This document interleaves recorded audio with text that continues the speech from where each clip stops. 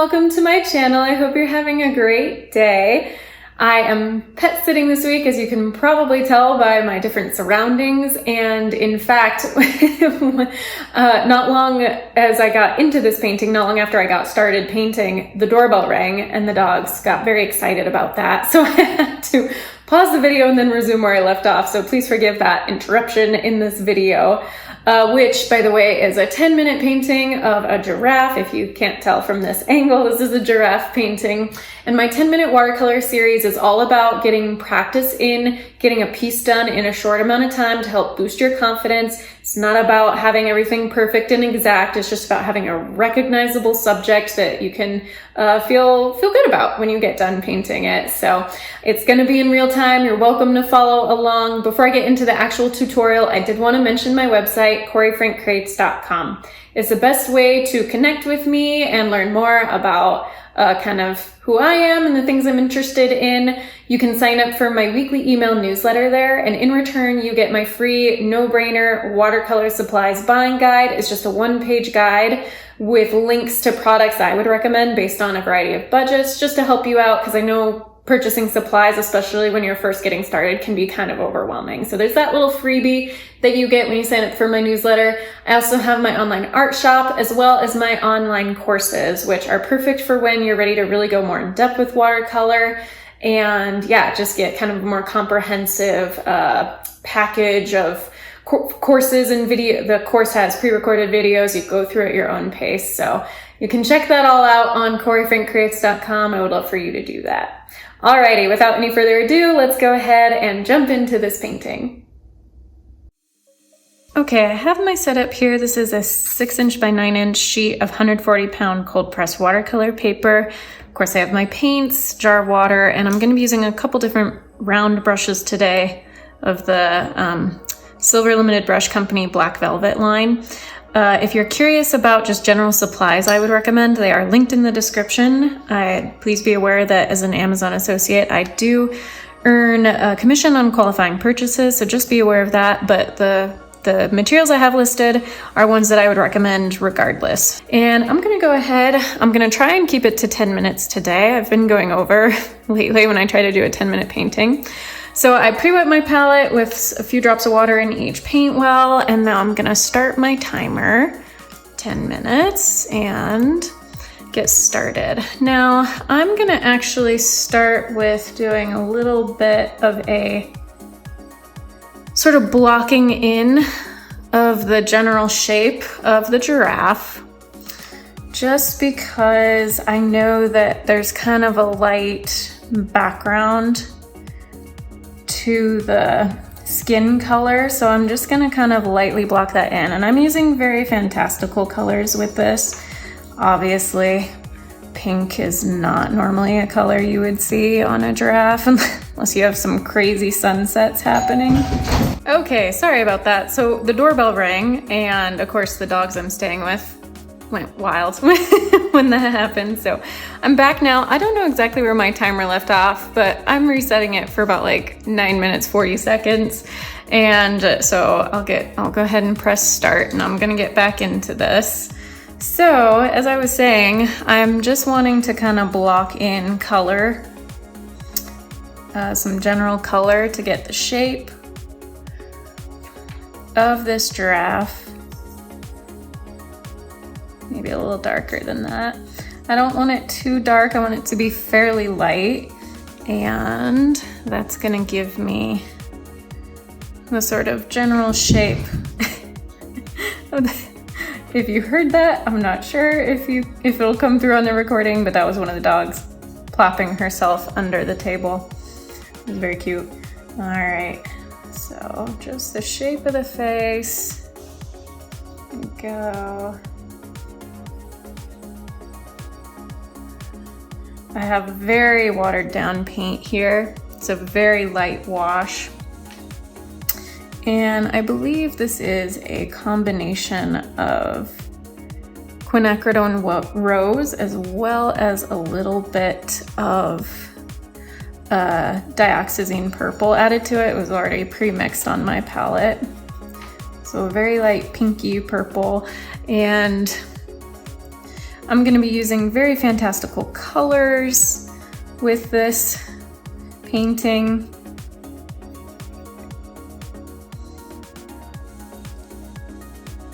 I kind of really enjoy doing that with animals especially. So, just enough to get a sort of light background tone for the sort of skin. And I'm gonna try to work as fast as I can. Okay, so hopefully this part is dry, just about.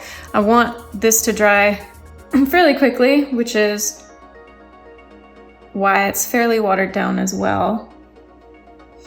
And I'm going into my Payne's Gray. Now I do need to make sure this is completely dry. It's still slightly damp because when I go to paint the eye, which I'm actually gonna zoom in on the reference image, which by the way is linked in the description, and it's from unsplash.com, meaning it is copyright free, which is very nice, but I always like to give the photographer credit. Okay, I'm thinking that's dry enough. I'm gonna go ahead, block in the eye. Ooh, it's bleeding just a little bit, so it's not quite as dry as I would like it to be. So instead of doing the eye, I'm gonna go ahead and move in on another portion. I'll use some alizarin crimson. Kind of just start blocking in color. I'll also use some orange, cadmium orange in here. I'm gonna be using a lot of rainbow colors, so cadmium red deep. Got about 6.5 minutes left, and I don't know, I guess I've just struggled lately to have quicker quicker paintings. Oh no, let's see, I'm gonna go into my brown madder, which is a very nice, deep, dark, kind of brick red.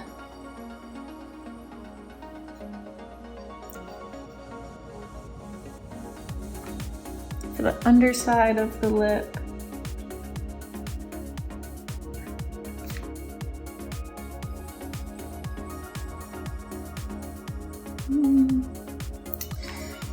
So lots of rainbow colors here. I'm going to be using almost the full spectrum. And so, but a lot of sort of warm colors. I want to use a lot of warm temperature tones, so probably more reds and oranges. And some yellows as well, pinks, all of those lovely tones. Okay, I'm betting that that section where the eye is meant to be has mostly dried. So I'm gonna go ahead, block in the eye. Gonna try to maintain the highlights as best I can, although I'm not using a really fine detail brush here, so it's not gonna be as detailed as a piece where I had done a sketch.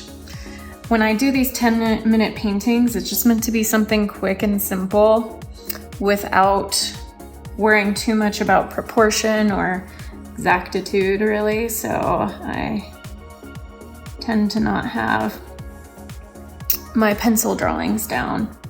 But with a more detailed, involved painting that I want to be very accurate, I of course do an under sketch first. Okay, so here we have our eye. I'm gonna maybe add a little yellow to this highlight. There we go.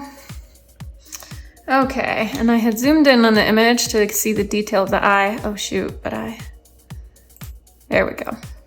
Accidentally clicked to the next image. Okay, I gotta be quick here. So we're just gonna start painting colors and spots.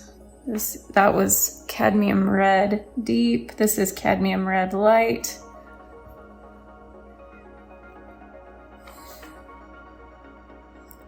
I have just a little less than 4 minutes left, and I'm really not sure I'm gonna be able to get all this done in time. But I'll do my best. I want this to be really, really dark right here on the underside of the chin, so I'm gonna grab some of my sepia brown. There we go, that's really nice and dark. that was fairly opaque paint.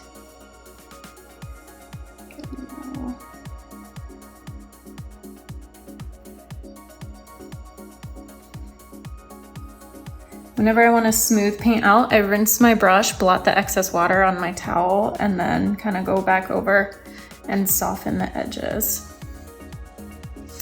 Oh, let's go in to my burnt sienna, which is very orangey kind of brown. We'll kind of block in some more color up here. Not really paying much attention to a fur-like texture. Again, just because there's not enough time for that. So I really just want to pay close attention to kind of getting these spots in there.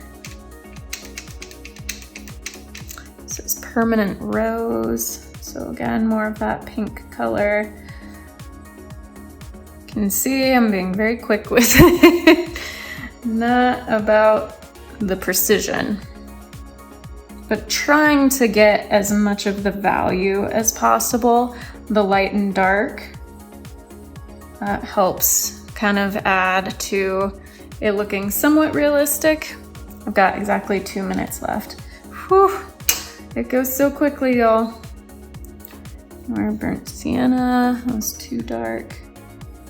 Fill that in a little more.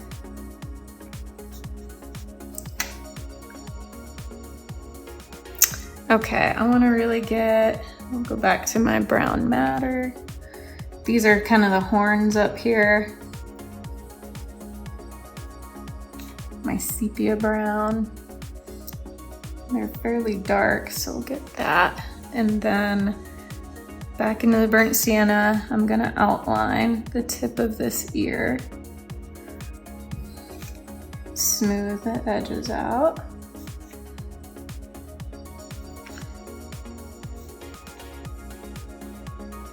Get the lines for where the ear connects.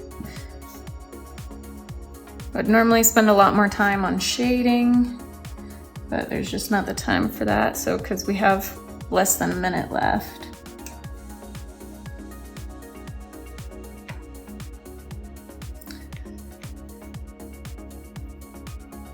Okay.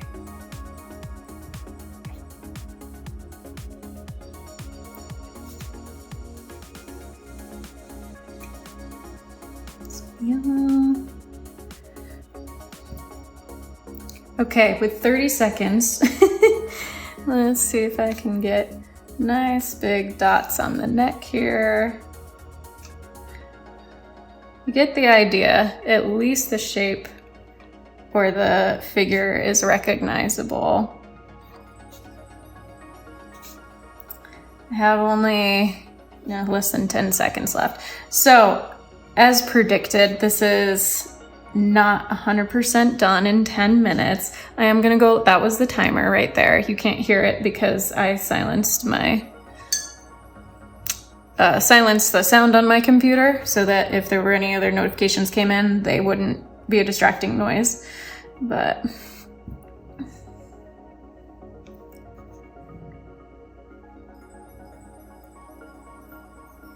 so I'm gonna work a little bit longer, only just a couple minutes, I'm thinking. And again, wasn't it like super careful about having exactly perfect spots, exactly the way it is in the image. You can probably tell if you look at the reference image that I'm taking a lot of sort of creative liberty with the shapes of the spots and all of that lovely stuff, so.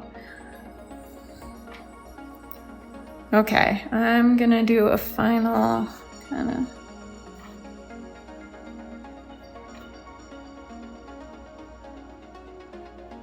some of the hair on the back here.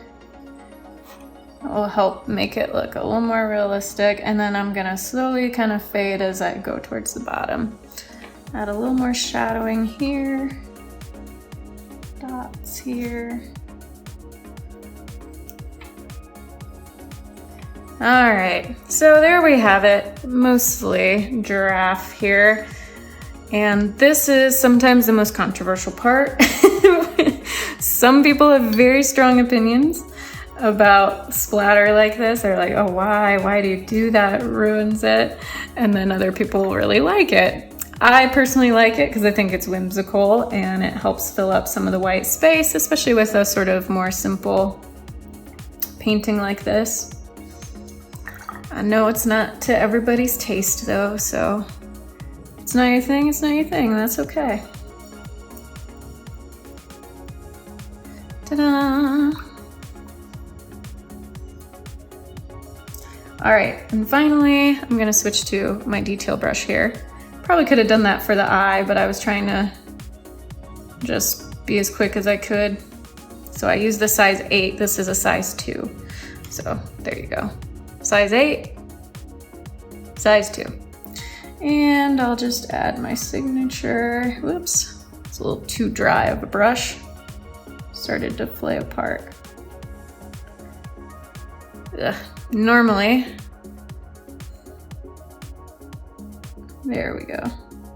Trying to rush because I know I've gone over time. Hopefully this will be within 15 minutes though. Close enough, and let me check my time. Oh yeah, only at 13 minutes plus the, a few seconds at the beginning. So there you have it, a fairly simple piece. I'll wait for all those droplets to dry and then you will be able to see what it looks like completely dry and ready to go.